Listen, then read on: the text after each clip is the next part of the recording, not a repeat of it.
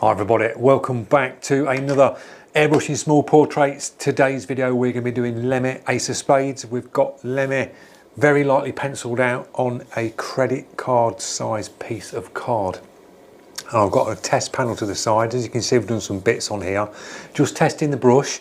We're using the Graudes Infinite on a 02 with a wicked mix with isopropanol and water, really washed out thin. So it's a very light, transparent, and we're just building it up.